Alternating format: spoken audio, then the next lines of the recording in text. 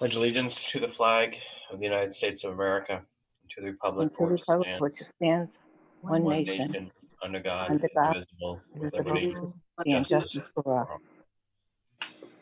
for all. So welcome to our August 17th Tiverton School Committee meeting. We are actually just up to old business, FY21 budget update. Dr. Sanchioni? Great, thank you, Dr. Larkin, and I'm going to share my screen with you. It's going to be just a review of what we've already gone through.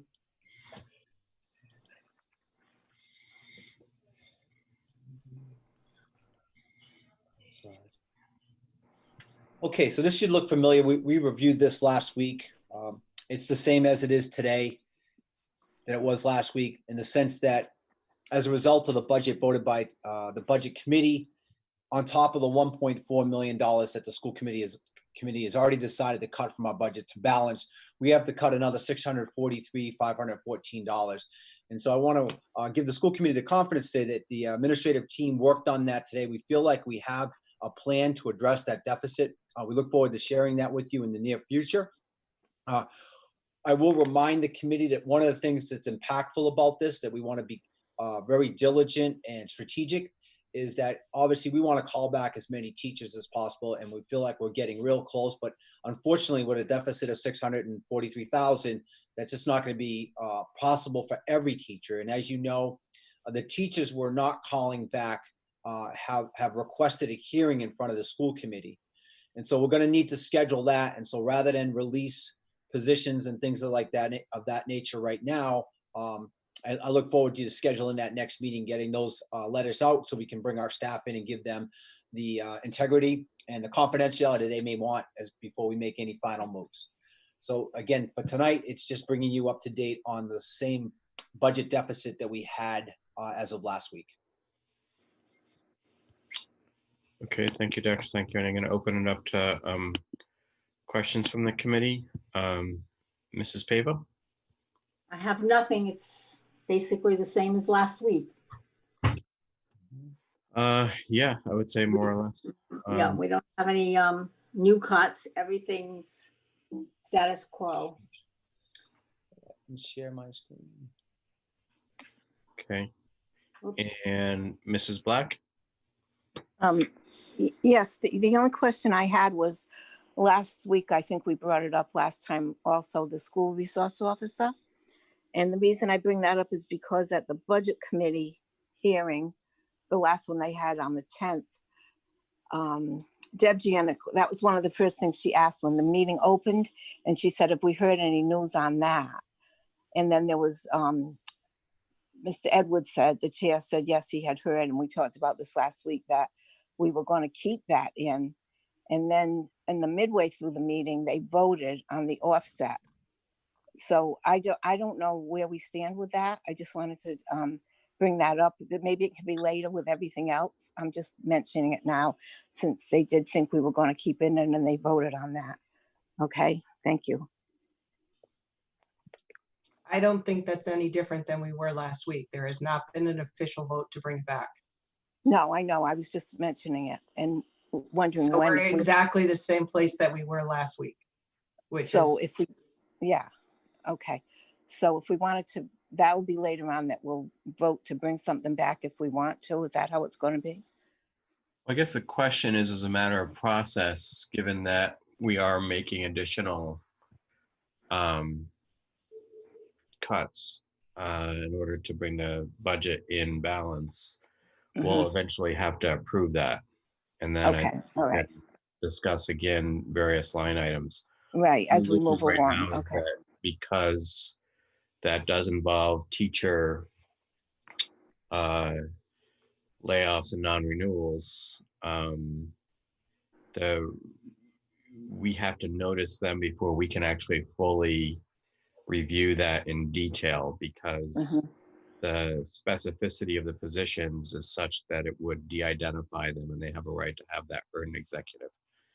So while we know that Dr. Sanchioni and his team have brought the budget into balance, the actual specific positions, the actual, I believe, and anyone can correct me if they feel otherwise, I believe we will eventually have to approve a new budget,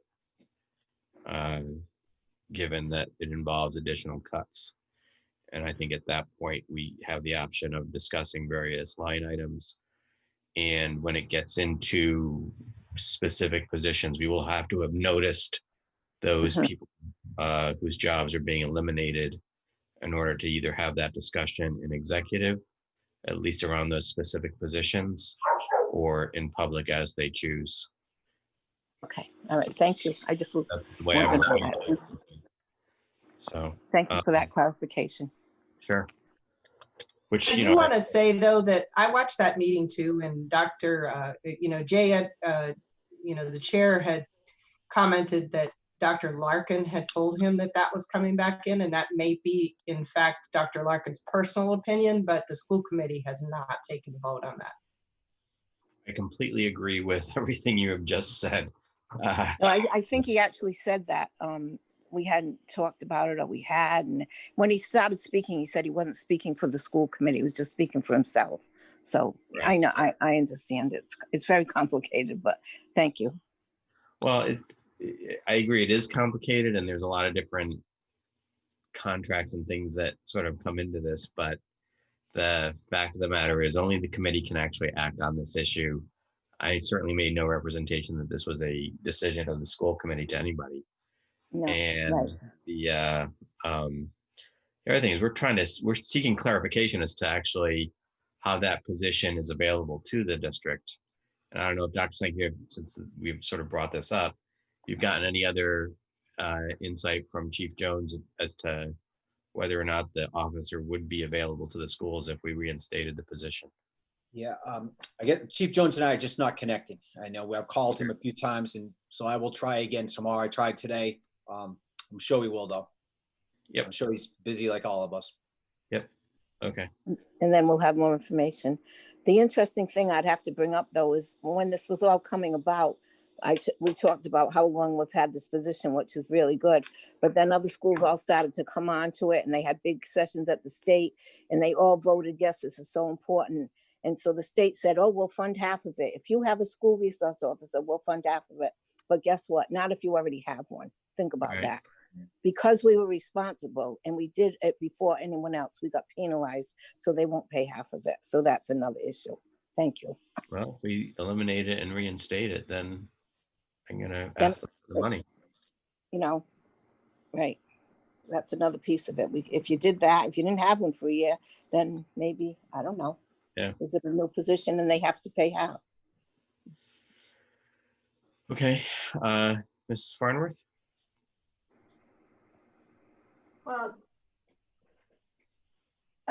as to the SRO, seeing that everyone seems to want to discuss it, I watched the budget committee meeting as well, and I think Dr. Larkin, you need to perhaps reach out to the chair of the budget committee, who flat out said he had spoken with you and you said it was coming back in. I think that the budget committee voted with that in mind. And certainly this committee, as everyone has said, we haven't taken any vote like that. We voted to accept it as a cut back in March when we submitted it to the budget committee, and we haven't taken any votes to change anything since. As far as the entire vote, the entire budget is concerned, it's,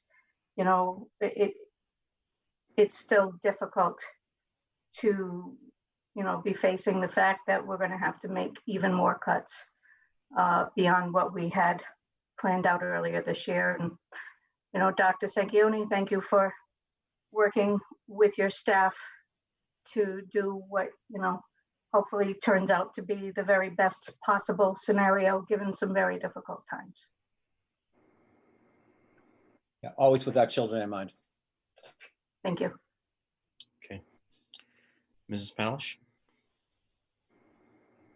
No, I have nothing. Okay. So I also don't have any other additional questions. The last issue with regard to the budget is, again, the school committee's ability to submit a budget to the ballot. I have not heard anything back from Mr. Marcello still about whether or not we can change the number from the number we originally submitted in March. So if anyone has any other questions or cares to discuss that further, I'll open the floor now to anyone. Just let me know.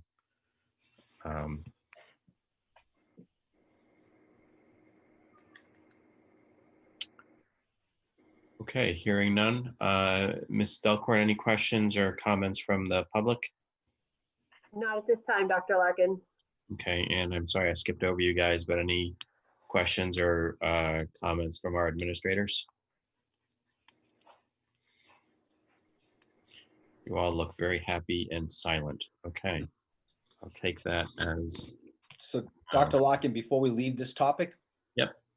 I respectfully then ask the school committee to schedule a meeting for next Monday or Tuesday. Our first day of school for our staff is the 26th. And I'm going to need to have those hearings before that day and need to show you how we balance this budget. Okay, I think we should take that up actually at the end of the meeting when we usually take up meetings. Yeah, I just wanted to connect it to this to show the urgency for having a meeting Monday or Tuesday. Got it. Okay.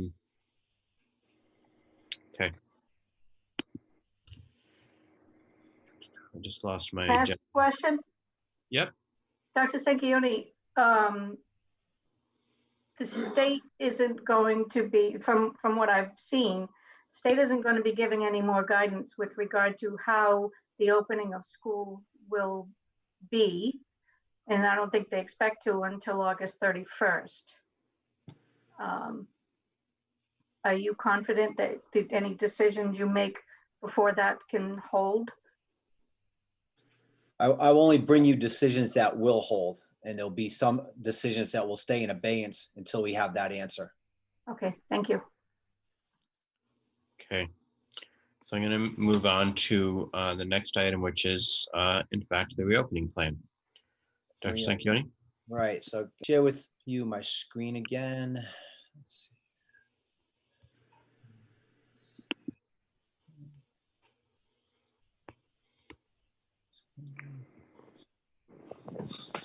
And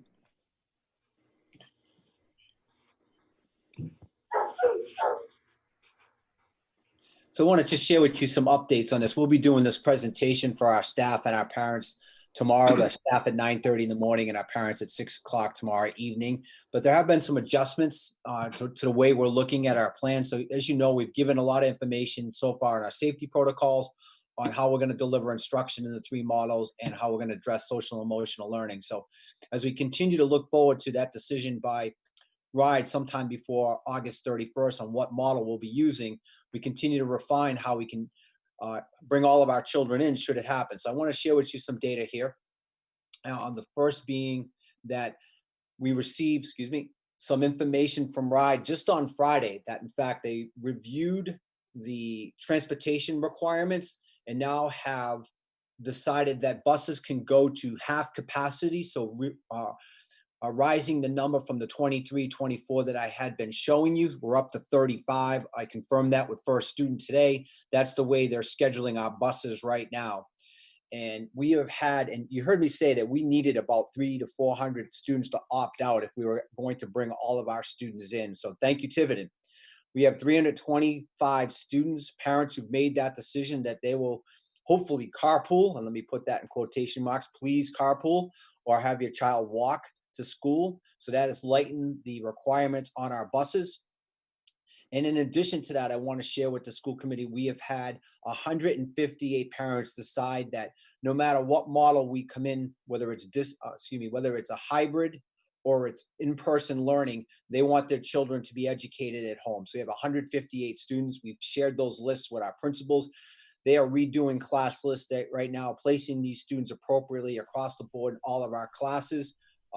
So again, we'll be prepared to educate these students should we be in a hybrid or in a distant, in an all in school model.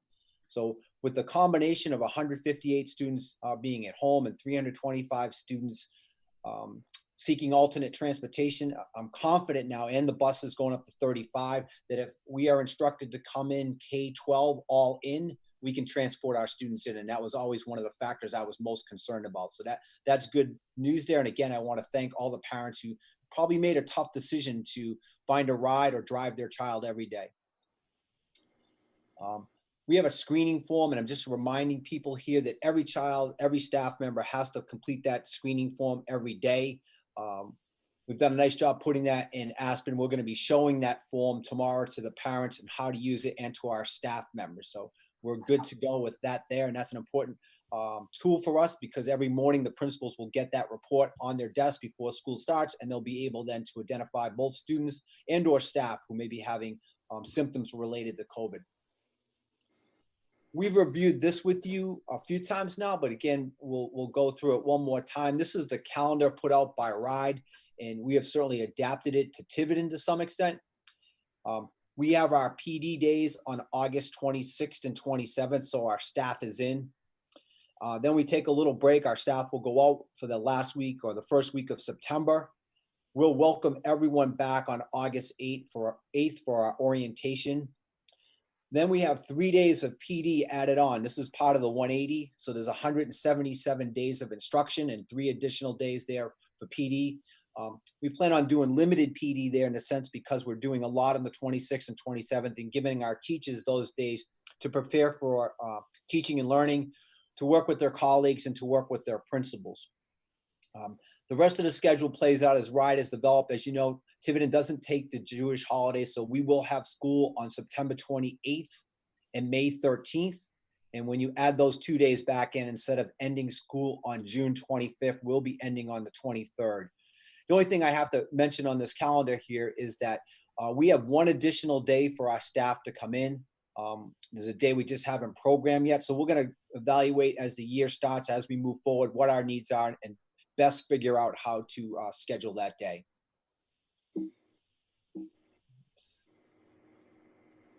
That is it. Yeah, okay, and just the last slide here, just reminding people that the first day of school is September 14th. We expect to find out that educational model sometime before the 31st, reminding people that we have 3 options. It's an all in-person, it's a hybrid. We have 2 hybrid models, and we have distance learning. The model is fluid. We're allowing parents to choose between the 3. If they want their child all in, great. If we're all in and they want their child in distance learning, as you've already heard me say, we have 158 parents who've selected that. We'll allow that. If they want to toggle between the 2 or even the hybrid, we're willing to work with you there. Again, we're ready for any one of these 3 models. We feel like we've got an excellent plan, and we'll be ready to educate children. So there's the update as we sit today.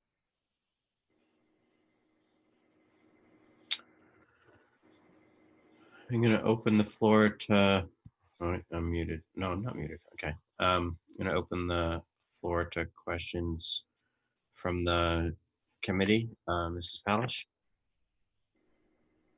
All set, thanks. Mrs. Farnworth?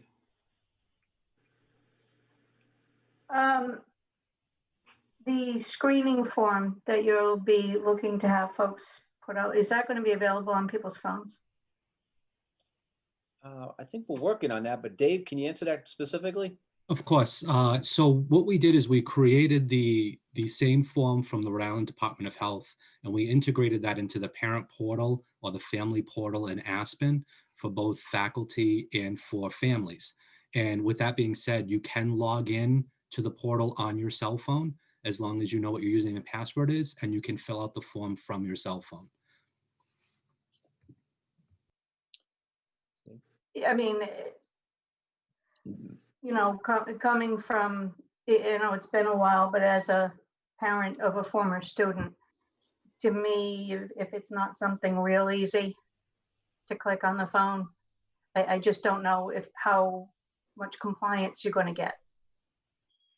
I know you're saying the form's on the phone, and you know, sometimes you can put a full website on a phone. Is it telephone friendly? Is it a telephone app at this point?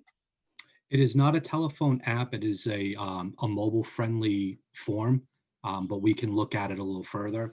We did do some defaults for the fields. So all of the fields are defaulted to no, and the date is automatically defaulted in there. So all you really have to do if you're answering no to every question is just mark off, yes, I did perform the checkup. But if you are marking anything as yes, you would have to go in and change the toggle from no to yes. And have you figured out a system to confirm on any particular day which students are going to be distance learning? You know, I'm thrilled with the flexibility you're affording folks.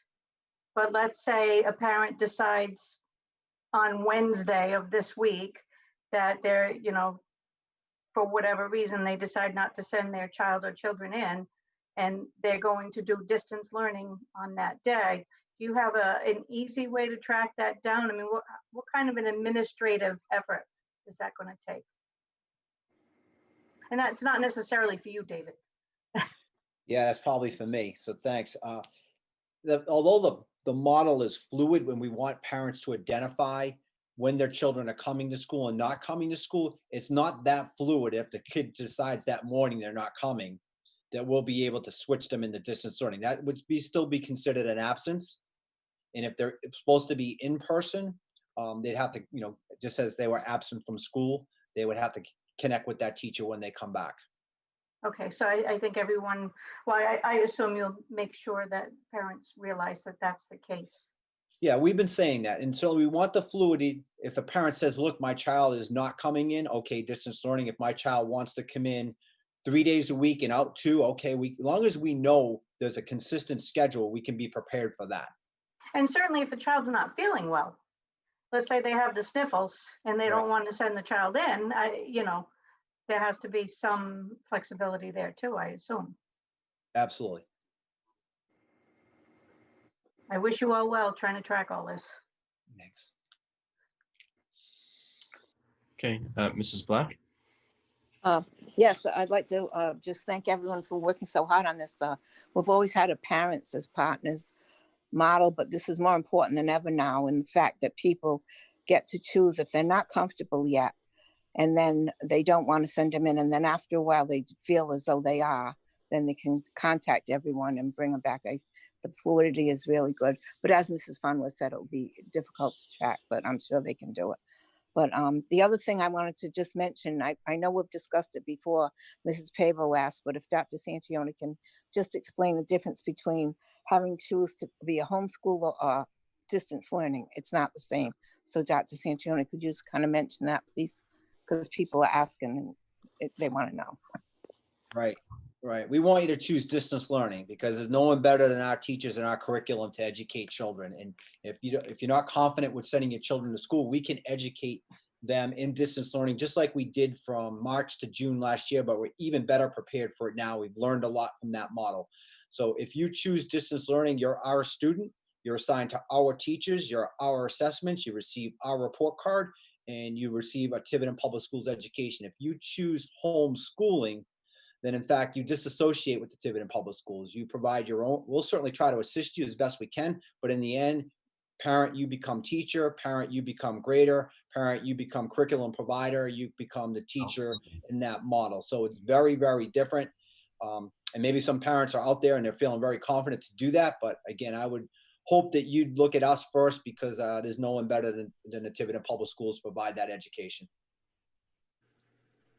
Thank you. Mrs. Pava? I do have something. If a parent chooses to homeschool, are they still required to notify the school department that this is the road they're choosing? Yeah, absolutely. We're required to report every student who's of school age who lives in our district. So whether they go to a private school, homeschool, or the public schools, at some point we have to track those kids and show that they're receiving an education. So they have to notify us. And I'll turn to Amy Donnelly Roach, who's in charge of working with those parents. And Amy, you want to add anything to that? please just reach out. You can email me directly.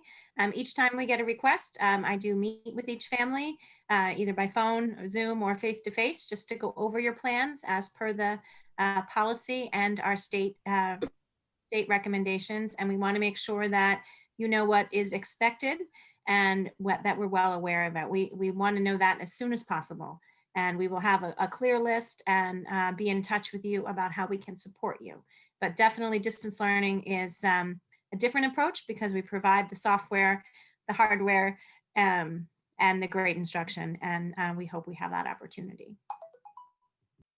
Thank you, Amy.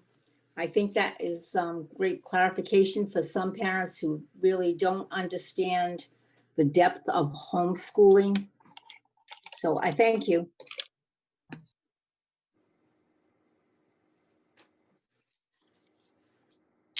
Okay. So we're still waiting for Ride's decision on the 31st, and I'm guessing that that's not so much because of our plan. Otherwise, they would have been asking us a lot of questions. But I guess the issue is that they want to roll this out to everybody all at once. Is that correct? For the delay? Why they're waiting till the 31st? Yeah, I guess I know one reason why they're waiting to the 31st because I want to look at what the local transmission is, although I don't think that that's going to actually drive them that much between now and then. Yeah. What they've expressed to us is that, those two things, they want to make the best decision based on the most recent data. And secondly, there are some communities who are still putting together their plans, running through multiple options. I'm sure these are some of the bigger districts and so forth. And they wanted to give them time to make sure they had the best plan available too. So, we're ready. We could execute any one of our 3 plans as of today, but we'll certainly wait to see which one is assigned to Tiverton. Well, and again, my understanding from our last meeting is that it's not so much that they will assign us a plan, is that they will say, you are ready to execute either 1, 2, or 3, and you can become more restrictive, but can't become more permissive. If they say you are all set to do distance learning or a hybrid, you can't say, well, we're going to go all in.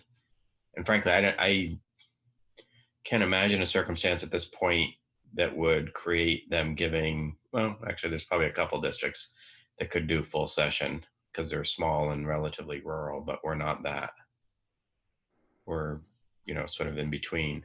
Mm-hmm. Correct? You're right on. Yep. So okay. We're waiting for that baseline announcement from RIDE.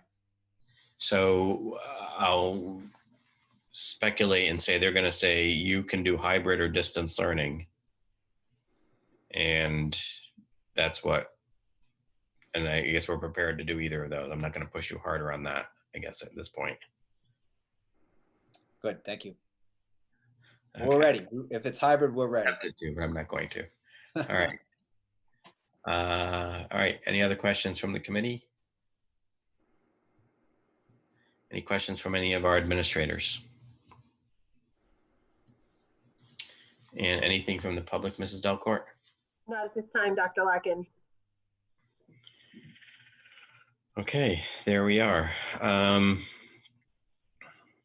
So before we actually move into executive session, while we still have maybe some members of the public watching, maybe we should discuss when we are going to meet next. So the first day of professional development is the 28th, right, Peter? 26th. 26th. Next Wednesday. Which is next Wednesday. Okay, got it. So we really do need to meet either Monday or Tuesday. Any preference from any of the committee members in terms of which day we meet and what time we meet? I prefer Tuesday. Okay. Anybody else? Tuesday's fine with me. Can we do as early as 5?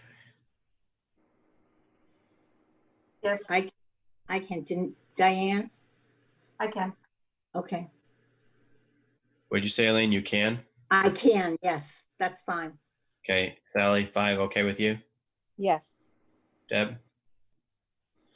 Peter, is that okay with you? Yep, that'd be great. Thank you. Is there anybody else that wants to weigh in there? We're all remote. You can even do it from the beach, right? If you have a hotspot. All right, so we'll say Tuesday at 5 next week. So that's the 25th. Dr. Lock, this is Mr. Cabral. Before you go into executive session, I would like to address the committee. Sure. Okay, so we had our elementary orientation today. Yep. I really wanted to thank the parents and the teachers for coming in. We had it in person, small groups. The kids had a wonderful time coming to school. It was different. It was definitely different.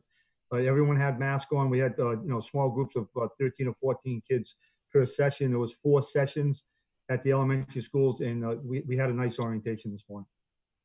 Good. Well, thank you. Thank you. Thank you, Mr. Cabral. Thank you, Ms. Wardell and Ms. Donnelly Roach, who stepped in at Fort Barton for us aptly. So it was a great day. Thank you. It was, Picasso went terrifically. We're very happy. It's great. Thank you very much. Wonderful time at Fort Barton, and the teachers, there were so many teachers in getting ready. So it was lovely to see everyone. Great. Good job, guys. All right. I'm going to ask for a motion to move into executive session under Rhode Island General Law 42465A2, litigation, legal advice, teacher litigation. I make that motion. Mrs. Black has made the motion. Mrs. Pavos seconded it. Not me, Diane, I think. Oh, okay. I don't know, wasn't me. All right. Then I'll ask you to vote first. Elaine? Yes. Deb? Yes. Diane? Yes. Mrs. Black? Yes. I vote yes. Okay, we were in executive session.